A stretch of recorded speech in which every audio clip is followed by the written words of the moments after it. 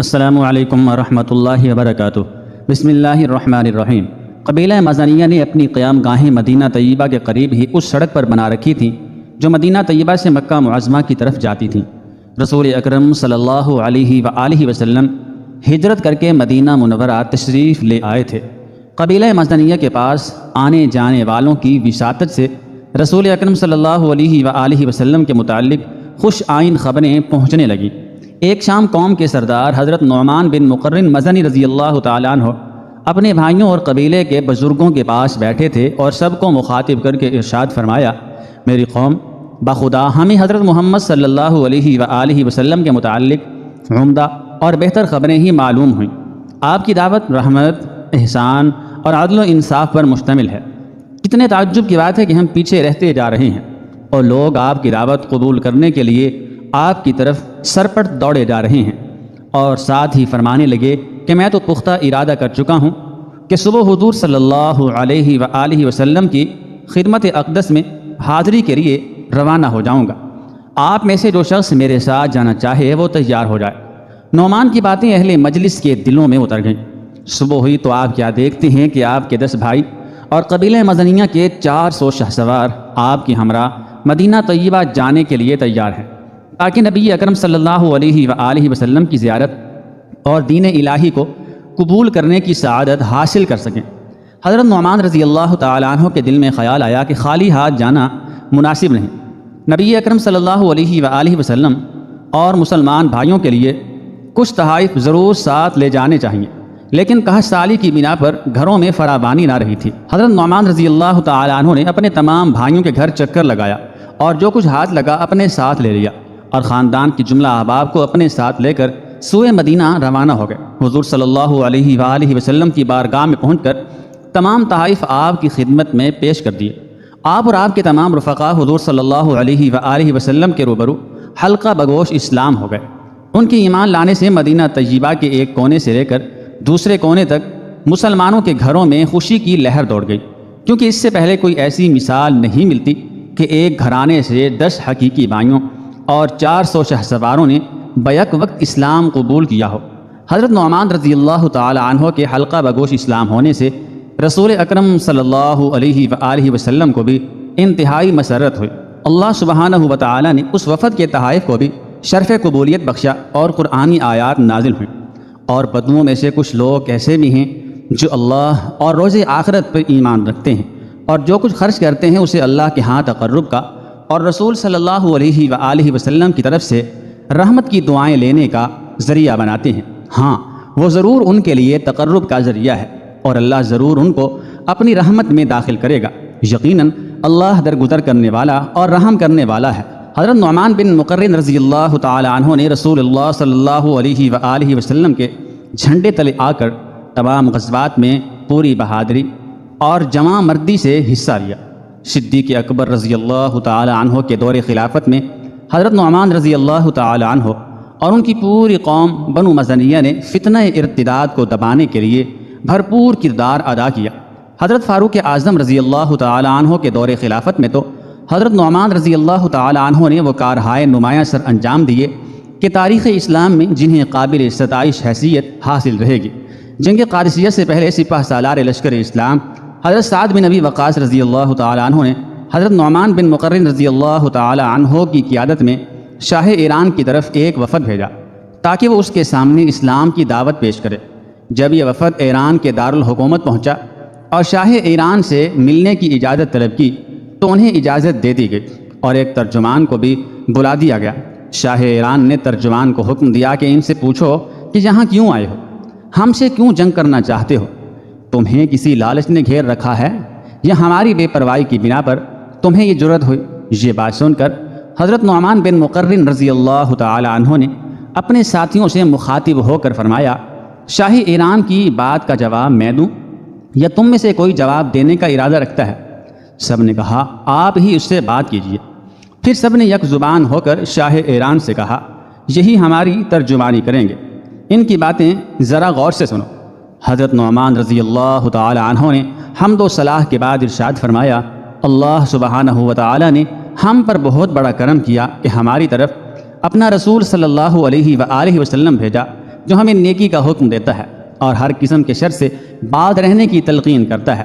اور انہوں نے ہم سے یہ وعدہ کیا ہے کہ اگر ہم ان کی دعوت قبول کر لیتے ہیں تو اللہ تعالیٰ دنیا اور آخرت کی بھلائی سے سرفراز فرمائے گا۔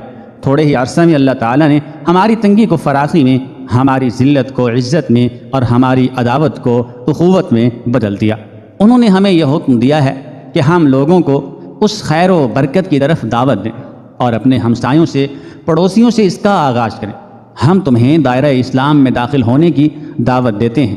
یہ ایک ایسا نظریہ حیات ہے جس نے ہر نیکی کے کام کو بنظر استحسان دیکھا اور اس کی ترغیب دلائی، اور ہر قسم کی برائی کو برا گردانا اور اس سے بچنے کی تلقین کی، اور یہ اپنے ماننے والوں کو کفر کی اتھاہ گہرائیوں سے نکال کر نور ایمان کی بلندیوں تک پہنچا دیتا ہے۔ اگر تم اسلام قبول کر لو گے تو ہم تمہارے پاس اللہ کی کتاب چھوڑ جائیں گے، تم اس کی احکام کے مطابق نظام حکومت کو استوار کرنا، ہم تمہارے کسی معاملے میں مداخلت نہیں کریں گے۔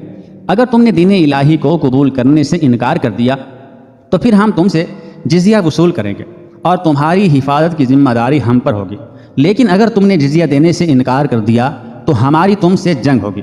شاہ ایران حضرت نعمان رضی اللہ تعالی عنہ کی یہ باتیں سن کر مشتعل ہو گیا اور کہنے لگا، میری نظر میں روئے زمین پر تم سے زیادہ بدبخت، پراگندہ حال اور کمتر کوئی اور قوم نہ ہوگی۔ ہم تمہارا معاملہ سرحد کے حکمرانوں کے سپرد کر دیں گے، وہ تمہیں ہمارا مطیع بنائیں گے۔ پھر غصہ ذرا نرم ہوا تو کہنے لگا، اگر کسی ضرورت نے تمہیں ہمارے پاس آنے پر مجبور کیا ہے تو ہم اتنا غلہ دیں گے جس سے تمہارے گھروں میں خوشحالی آ جائے گی۔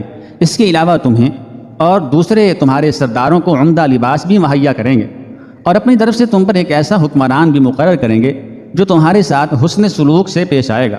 یہ باتیں سن کر وفد کے ایک رکن نے شاہ ایران کو خوب سنائی، جس سے اس کے غصے کی آگ پھر بھڑک اٹھی اور غضبناک انداز میں کہنے لگا، اگر قاصدوں کے تحفظ کا بین الاقوامی معاہدہ نہ ہوتا تو آج میں تمہیں قتل کر دیتا۔ میری آنکھوں سے دور ہو جاؤ، میرے پاس تمہارے لیے کچھ نہیں۔ اپنے سالار کو جا کر بتا دینا کہ میں تمہاری طرف رستم کو بھیجوں گا، وہ تمہارے سردار اور تمہیں ایک ساتھ قادسیہ کی خندق میں دفن کر دے گا۔ پھر اس نے مٹی کا ایک تھیلا منگوایا اور اپنے کارندوں کو حکم دیا کہ یہ تھیلا ان میں سے اس شخص کے سر پر رکھنا جو زیادہ معزز سمجھا جاتا ہے، اور تمام لوگوں کے سامنے اسے ہانک کر دارالحکومت سے نکال دو۔ درباریوں نے وفد سے پوچھا، تم میں سب سے معزز کون ہے؟ حضرت عاصم بن عمر رضی اللہ تعالی عنہ آگے بڑھے اور فرمایا، میں۔ تو انہوں نے اس پر مٹی کا تھیلا لاد دیا، ان پر مٹی کا تھیلا لاد دیا، اور اسی حالت میں دارالحکومت مدائن سے نکلے۔ شہر سے باہر آ کر وہ مٹی کا تھیلا انہوں نے اپنی اونٹنی پر لاد دیا اور اسے حضرت سعد بن ابی وقاص رضی اللہ تعالی عنہ کے پاس لے آئے، اور یہ خوشخبری دی کہ اللہ تعالی مسلمانوں کے لیے ایران فتح کر دے گا اور انہیں سرزمین فارس کا مالک بنا دے گا۔ کچھ عرصے بعد جنگ قادسیہ کا واقعہ پیش آیا اور قادسیہ کی خندق ہزاروں لاشوں سے بھر گئی، لیکن یہ لاشیں مسلمانوں کی نہیں تھیں بلکہ یہ ایرانی لشکر کی تھیں۔ ایرانیوں نے قادسیہ کی شکست سے حوصلہ نہ ہارا بلکہ 89 افراد کو جمع کیا اور لشکر کو ترتیب دیا، یہاں تک کہ 1,50,000 تجربہ کار جنگجو اکٹھے ہو گئے۔ جب فاروق اعظم رضی اللہ تعالیٰ عنہ کو اس جمع غفیر کے متعلق علم ہوا تو اس بڑے خطرے کا مقابلہ کرنے کے لیے خود تیار ہوئے، لیکن لشکر اسلام کی بعض اہم شخصیتوں نے آپ کو اس سے روک دیا اور یہ تجویز پیش کی کہ ایک ایسے سپاہ سالار کو یہ مہم سر کرنے کے لیے روانہ کریں جو قابل اعتماد ہو۔ حضرت عمر رضی اللہ تعالی عنہ نے فرمایا، مجھے ایسے شخص کی نشاندہی کرو جسے قائد بنا کر اس مہم کو سر کرنے کے لیے روانہ کرو۔ سب نے عرض کی، آپ اپنے لشکر کے متعلق خوب اچھی طرح جانتے ہیں۔ آپ رضی اللہ تعالی عنہ نے ارشاد فرمایا، اللہ کی قسم، میں مسلمانوں کے لشکر کا سالار ایک ایسے شخص کو بناؤں گا جس میں یہ خوبی ہوگی کہ جب دونوں فوجوں میں گھمسان کی جنگ چھڑتی ہے تو وہ تیر سے بھی زیادہ تیز ثابت ہوتا ہے، اور وہ ہے نعمان بن مقرن مزنی رضی اللہ تعالی عنہ۔ سب نے کہا، واقعی وہ اس منصب کے لائق ہیں۔ تو حضرت عمر رضی اللہ تعالی عنہ نے ان کی طرف یہ لکھا، عمر بن خطاب کی جانب سے نعمان بن مقرن کی طرف۔ بعد تسلیمات مجھے یہ اطلاع ملی ہے کہ ایرانیوں نے نہامن شہر میں کثیر تعداد میں فوج تیار کر لی ہے۔ جب آپ کو میرا یہ خط ملے، اللہ کا نام لے کر اور اس کو شامل حال سمجھتے ہوئے دشمن کے مقابلے کے لیے روانہ ہو جائے۔ یاد رکھنا، ایک مسلمان میرے نزدیک 1,00,000 دینار سے زیادہ قیمتی اور محبوب ہے۔ حضرت نعمان رضی اللہ تعالی عنہ نے دشمن سے مقابلے کے لیے اپنے لشکر کو تیار کیا اور تجربہ کار شہسوار صورتحال معلوم کرنے کے لیے آگے بھیج دیے۔ جب یہ شہسوار نہاون شہر کے قریب پہنچے تو ان کے گھوڑے اچانک رک گئے۔ شہسواروں نے انہیں دوڑانے کی کوشش کی لیکن وہ اسی جگہ جمے رہے، ایک قدم بھی آگے نہ بڑھے۔ شہسوار گھوڑوں کی پیٹھ سے نیچے اتر آئے تاکہ صحیح صورتحال معلوم کر سکیں۔ وہ یہ دیکھ کر حیران رہ گئے کہ گھوڑوں کے پاؤں میں کیل پیوست ہو چکے ہیں۔ انہوں نے جب ارد گرد کا بغور جائزہ لیا تو کیا دیکھتے ہیں کہ ایرانیوں نے نہاون کی طرف جانے والے تمام راستوں میں لوہے کے نوکدار کیل بکھیر دیے ہیں تاکہ شہسواروں اور پیادہ فوج کا دستہ روکا جا سکے اور نہاون شہر تک پہنچ نہ سکیں۔ شہسواروں نے اس صورتحال سے حضرت نعمان بن مقرن رضی اللہ تعالیٰ عنہ کو مطلع کیا اور ان سے رائے طلب کی۔ انہوں نے حکم دیا کہ سب اپنی جگہ کھڑے رہیں، جب رات کی تاریکی چھا جائے تو بے تحاشا آگ جلائیں تاکہ دشمن اس روشنی میں تمہیں دیکھ لے۔ جب روشنی چہار سو پھیلی ہوئی ہو تو خوف و ہراس اور ہزیمت و پسپائی کا مظاہرہ کریں، اس سے دشمن فوج کے دل میں تمہارے پاس پہنچنے کی شدید دلی خواہش پیدا ہوگی، جس کی تکمیل کے لیے وہ از خود راستوں میں بکھرے ہوئے کانٹے اور کیل چننے پر مجبور ہو جائیں گے۔ اس طرح تمہارے تمام راستے صاف ہو جائیں گے۔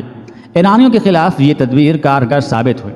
جب انہوں نے آگ کے الاؤ کی روشنی میں دیکھا کہ مسلمانوں کا لشکر پسپا ہو کر بھاگنا چاہتا ہے تو انہوں نے جلدی سے اپنے کارندے بھیج کر تمام راستے صاف کروا دیے۔ جب راستے صاف ہو گئے تو مسلمانوں نے یکدم پیچھے مڑ کر اچانک دشمن پر زوردار حملہ کر دیا۔